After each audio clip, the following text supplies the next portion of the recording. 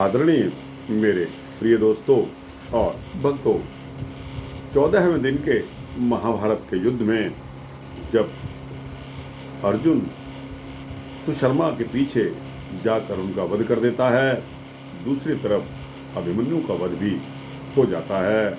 चाहे धोखे से ही किया हो इन कौरवों ने, लेकिन होता क्या है कि अर्जुन का गुस्सा 7वें आसमान पर हो जाता है।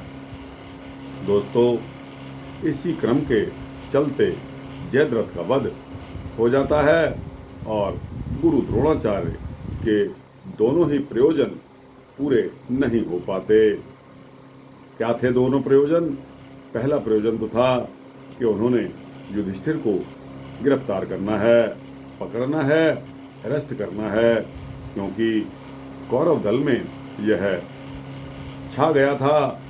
यह सभी को मालूम था कि गुरु द्रोणाचार्य को दुर्योधन ने यह कार्य सौंपा हुआ है कि वह युधिष्ठिर को जिंदा पकड़ लें। और दोस्तों, दूसरा, वो जयद्रथ को नहीं बचा पाए। वो क्यों नहीं बचा पाए? क्योंकि भगवान कृष्ण ने सूर्य के आगे अपने सुदर्शन चक्र से छाया कर दी, जिससे यह पता चला कि अब सायंकालीन हो गई और युद्ध समाप्त हो जाना चाहिए। जब सूर्य की रोशनी आनी बंद हो गई, तब युद्ध समाप्ति का आभास समझकर कौरव दल ने खुशी में खुशी की लहर दौड़ गई और यह सोचते हुए कि अब तो युद्ध समाप्त हो गया है, संध्याकालीन समय हो गया है और अर्जुन अपनी आई को खुद मरेगा। अब अर्जुन अपनी चिता तैयार करके उसमें भस्म हो जाएगा। ऐसा सुनते हुए व्यू के अंदर से जयद्रथ बड़ी खुशी से बाहर आ गए। दोस्तों, लेकिन बंसी वाले कृष्ण मुरारी की यह कृपा है कि उन्होंने थोड़ी देर के लिए सूर्य को ढक दिया था। उस सूर्य के ढकने से जब जयद्रथ सामने आ गया, तब सुदर्शन चक्र को सूर्य के आगे से हटा लिया गया और सूर्य पुनः चमकने लगा। बस फिर क्या था, भगवान कृष्ण ने अर्जुन को आदेश दिया कि जयद्रथ तो सामने खड़ा है, इसका वध कर डालो। इसलिए वे हताशा के इन दोनों भ्रांतियों के चलते गुरु द्रोणाचार्य हताशा के घोर अंधकार में डूबते चले जा रहे थे।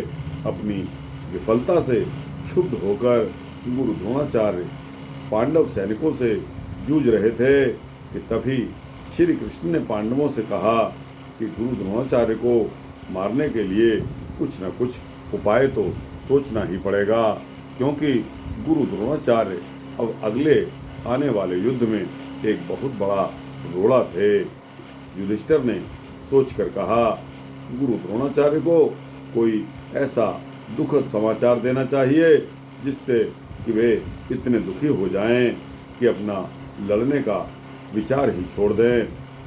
श्री कृष्ण को युधिष्ठिर की युक्ति विवेकपूर्ण लगी। वह बोले कि चारों ओर ऐसी खबर फैला दो कि उनका पुत्र, यानी कि जिसका नाम अश्वत्थामा था, लेकिन चारों ओर यह खबर फैलाई जाए कि अश्वत्थामा मारा गया है। ऐसा सुनकर गुरु द्रोणाचार्य विचलित हो जाएंगे और अपने अस्त्र शस्त्रों को फेंक देंगे और उसी क्षण धृष्टद्युम्न उनकी हत्या कर देगा।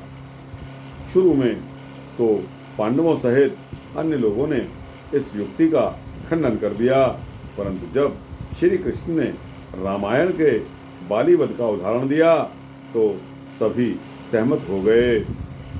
भीम अश्वत्थामा नामक हाथी को मारकर चिल्लाए कि मैंने अश्वत्थामा का वध कर दिया है, अश्वत्थामा मारा गया। ऐसा सुनकर द्रोणाचार्य का दिल बैठने लगा। उन्होंने इस समाचार की पुष्टि करनी चाहिए। वे जानते थे कि युधिष्ठिर भैया कभी भी झूठ नहीं बोलते, इसलिए उन्होंने युधिष्ठिर, क्योंकि धर्मराज कहलाते थे, इसलिए युधिष्ठिर से इसके बारे में पूछा। तब युधिष्ठिर बोले कि अश्वत्थामा का वध हो गया है, पर वह आपका बेटा नहीं, एक हाथी था। श्री कृष्ण भी जानते थे कि युधिष्ठिर सत्यवादी हैं और वह अपने गुरु से झूठ नहीं बोलेंगे, इसलिए युधिष्ठिर के आधा वाक्य बोलते ही श्री कृष्ण ने जोर से नगाड़े बजवा दिए, जिससे द्रोणाचार्य बाकी का वाक्य तो सुन ही नहीं पाए। बेटे के वध के समाचार से द्रोणाचार्य ने अपने अस्त्र शस्त्रों को फेंक दिया और दुख के सागर में डूब गए। धृष्टद्युम्न ने तुरंत ही उनका वध कर दिया। तो दोस्तों, इस प्रकार गुरु द्रोणाचार्य का वध किया गया। इस गुरु द्रोणाचार्य का वध होते ही सारी कौरव सेना में मातम सा छा गया। तो दोस्तों, यह वृतांत एक सूक्ष्म वृतांत था, आपके समक्ष रखा गया। आपको कैसा लगा? अच्छा लगा हो तो इसको लाइक और शेयर करते हुए अपने दोस्तों, भक्तों, मित्रों, जिज्ञासुओं को भेजना। दोस्तों, कमेंट सेक्शन में अपनी राय अवश्य देना और इस चैनल को सब्सक्राइब करेंगे तो आपको इसी तरह के सूक्ष्म भक्ति वृत्तांत मिलते रहेंगे।